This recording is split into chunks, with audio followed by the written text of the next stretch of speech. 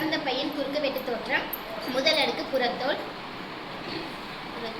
ஓரடுக்கு செல்களால் ஆனது, தொடர்ச்சியாக பகுப்படைகிறது, பாதுகாப்பு அளிக்கிறது.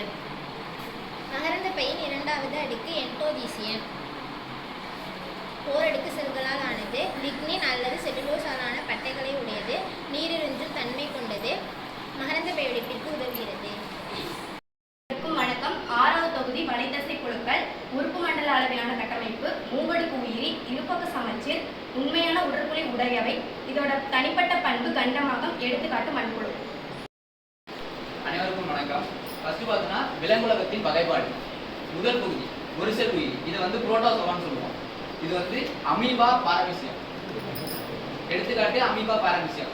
ரெண்டாவது பகுதி பார்த்தோன்னா துளைக்கொல்லிகள். இதை பாராசோவான்னு சொல்லுவோம். இதோட கட்டமைப்பு செல் அளவிலான கட்டமைப்பு. இது சமச்சீர் அற்றவை. எடுத்துக்காட்டு பார்த்தோம்னா கலர் பந்து. எக்ஸ் அந்த மரபு கடத்தல் பார்க்க போறோம். அதுல இயல்பான பெண், எக்ஸ் நிறகுள்ள ஆண் பார்க்கறோம். இயல்பான பெண்ணுக்கும் நிறகுருட ஆணுக்கும் திருமணம் செய்ய போறோம். எடுத்து வை. இயல்பான பெண் என்ன இருக்கும்? x plus x plus.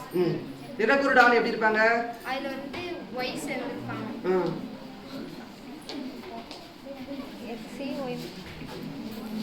XC Y. அப்ப C இருந்தாங்க என்ன இருக்குன்னு அர்த்தம்? y. C இருந்தா என்ன இருக்குன்னு அர்த்தம்? கடத்தி இல்ல, ப்ராப்ளம் இருக்குன்னு அர்த்தம். நிறக்குருட பிரச்சனை இருக்குதுன்னு அர்த்தம். புரியுதா? சோ XCங்கிறதுனால ஒரு நிறக்குருட ஆண். சோ இதுல அனைவருக்கும் வணக்கம். தாவரத்தின் பாகங்கள். இலை ஒளிச்சேர்க்கையில் பங்கு கொள்கிறது. பூக்கள் இனப்பெருக்கத்திற்கு உதவுகிறது. 3வது